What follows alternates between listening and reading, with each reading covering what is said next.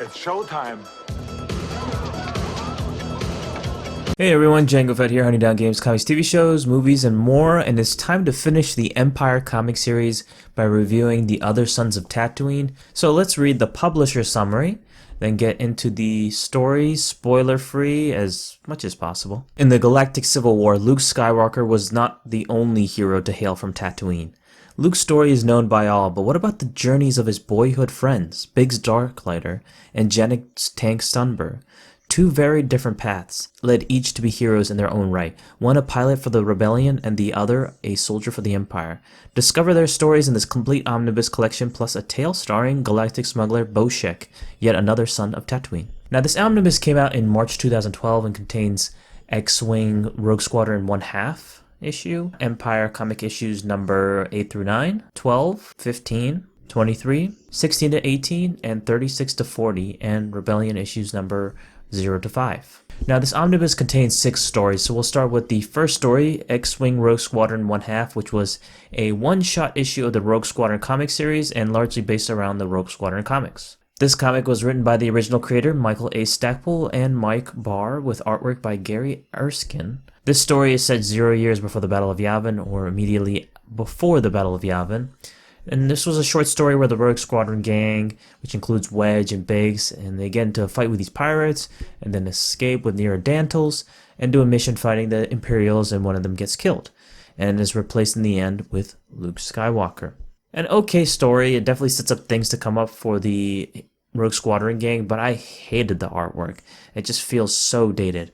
And I don't know if the Rogue Squadron comics would have the same artwork like this, because I've never really read the Rogue Squadron comics. But if the Rogue Squadron comics are like this story, then I'm probably not going to have a good time with reading them.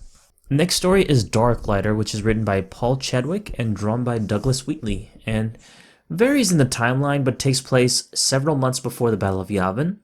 This is pretty much a life story about Biggs Darklighter, who was Luke's buddy from Tatooine, and he died during the Battle of Yavin. It goes from starting with the Imperials, but after seeing them kill civilians and building a planet destroyer, it makes him switch sides to the rebels. I really loved this awesome backstory into Biggs, as he was a complete badass. It's just awesome to see characters who had no time in the films you don't really know about get this amazing treatment in the EU.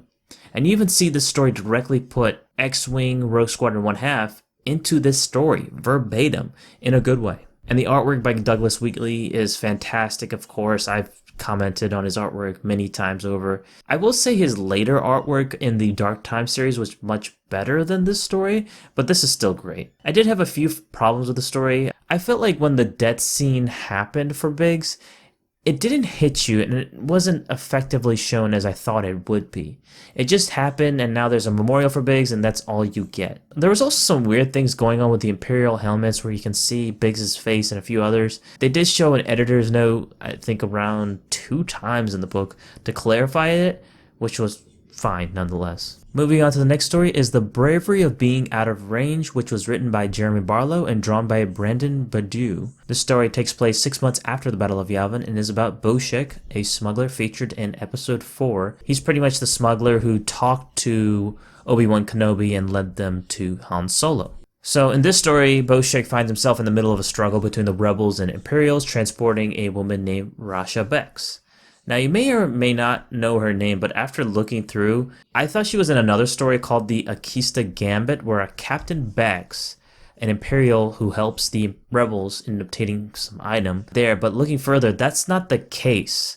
Randy Stradley has actually stated that they are simply 2 different characters who share the same last name, but are not in fact related whatsoever, which was pretty odd nonetheless. I don't know why they didn't even think of changing the name. Anyway, this was a short story, more of a love action story where Boshek doesn't want to take anyone's side and wants to be left alone. I must admit, I don't know much about Boshek myself, so I felt the story was a little random for me and felt it could have easily been a tale story, but it's whatever. As for artwork, I will discuss it more in the My Brother, My Enemy story, because Brandon did do the artwork for that too. Next we have To the Last Man, which is written by Wells Hartley, aka Randy Stradley, and drawn and colored by David Fabry. This takes place right after the events of the Battle of Yavin and is centered around Lieutenant Jennings Sunbur, a recent Imperial officer climbing to the ranks of lieutenant and has him on a planet called Merodon to get to this base, only to become ambushed by a race of lizards called the Omnibus, who are tough and skillful warriors that use any weapon they can get their hands around, from spears to the enemy's own weapons. Once they get to this base,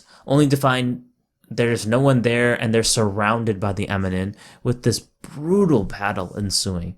And when I say brutal, I mean it.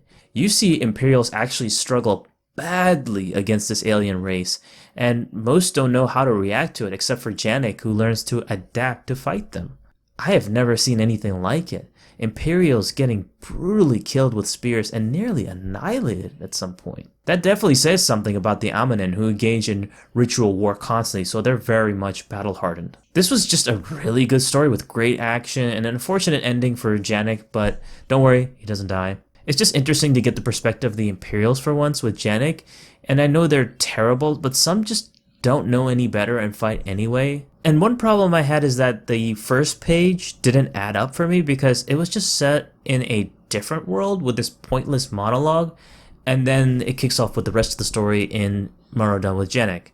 It just felt completely out of place for me. Next we have The Wrong Side of the War, which is written by Randy Stradley and drawn and colored by David Fabry once again. This takes place 8 months after the Battle of Yavin and continues the story of Janek Sumber as he battles the Jabim rebels left over from the In the Shadows of Their Father storyline. Unfortunately, they have to enslave the Jabimi rebels, which he's very uncomfortable about. For some odd reason, Nolan Gilman, who was the leader of the Jabim rebels, is not in this story, and he's not even one of the people who are enslaved or killed in the battle or whatever it is. I don't know why they missed that. Very weird stuff. Also, Joran Sol, an innocent rebel engineer who was captured by the Empire and ends up being tortured endlessly. And the Empire brings the slaves to Kalist 4, and Janek is disturbed in how the slaves are treated by the Empire. And we also have Luke Skywalker, Dina Shan, and a few commandos disguised as the Empire in order to get Joran Sol back, as he could spill the beans on the rebels. And in the process of trying to save Joran, end up having to save the Jabimir slaves. Janek and Luke also encounter one another. Janek was one of Luke's buddies in Tatooine, like Biggs, who joined the Empire, but Janek is pretty much an Empire loyalist, so you can guess how that goes. It's definitely very different than what we are accustomed to seeing with ex-Imperials who don't buy into the propaganda like Biggs or Kyle Katarn and Joy the Rebels, and I do like that change. And it's got a pretty good ending that sets up for another part in the series. And this would be the end of the Empire series, unfortunately. The Empire comics are just a mix of awesome random stories set in the Rebellion era from the perspective of the Imperials and Rebels. But the series would continue with the Rebellion comics, which would primarily focus on the Rebels and not on the Empire at all. Next, before we get into My Brother, My Enemy, we should talk about Crossroads first, because that is Rebellion issue number 0. And this is its own separate short story from My Brother, My Enemy, which is issues number 1 through 5 of the Rebellion comics. So Crossroads was written by Jeremy Barlow and drawn by Michael Lacombe, and focuses on Tal Hez, a Jabim loyalist who betrayed Nolan Gilman from the In Shadows of Their Father storyline by giving Joran Sol to Darth Vader in order to save his planet, but only finding out the Empire is fucking terrible and they end up enslaving his people. So Tal is devastated and he wants redemption more than anything to save Joran Sol and his people, so he travels to Kalist 4 only to be captured, and after knowing the rebels did their job, the story ends there. Now we get in the final story of this omnibus, and that is My Brother, My Enemy, which is written by Rob Williams and drawn by Brandon Badu and Michael Lacombe. Now this story is set 9 months after the Battle of Yavin, and it starts with Janek Sumber, who sees himself playing with Luke on Tatooine, then orders an attack against the rebels, and ends up seeing Vader in order to tell him about Luke Skywalker. So something is up with Janek. Something is also up with Joran Sol, but that is something I won't spoil. We also have Wild Tarson included in the story and gathers important information from his crime boss Reyes and sends that information to the rebels concerning Janek, who is captured, and sends that message to Luke. Reyes would find out that Wild is betraying him, and that will lead to the Akista Gambit storyline from At War with the Empire Volume 2. Luke risks it all in order to get his former friend back because he thinks he's worth saving. Now, unfortunately, the rebels would get ambushed by the Imperials, and this devastating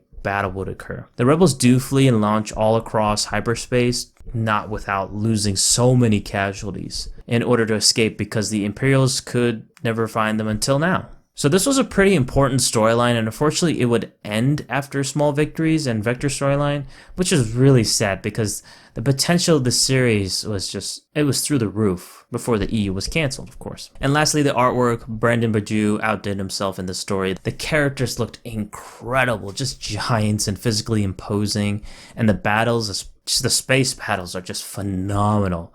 The amount of detail in the ships and lasers is just out of this world. No pun intended. Now, unlike At War with the Empire Volume 1 and 2, those are incredible omnibus stories that have little flaws, but this omnibus is a whole nother level of greatness. Maybe I should have given them straight 5 out of 5s.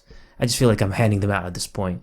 But without a doubt, Star Wars, The Other Sons of Tatooine omnibus absolutely gets a...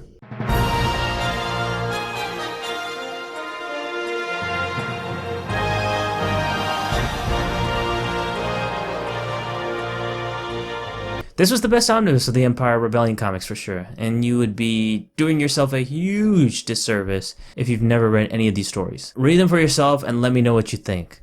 Next review I will do, sooner rather than later for you guys, will be the Boba Fett Omnibus. Since I had to read a bunch of stories for the State of Star Wars group and review it with the gang, recommend you check out the State of Star Wars YouTube channel, as we did a bunch of Boba Fett story reviews. I'll put a link in the description. Please check them out. Great channel and best Star Wars group out there for sure. Don't forget to please like this video and comment down below. Tell me what you think of this particular omnibus, and subscribe to my channel Django Fett, and if you haven't already, and I'll see you guys on the next one. Peace.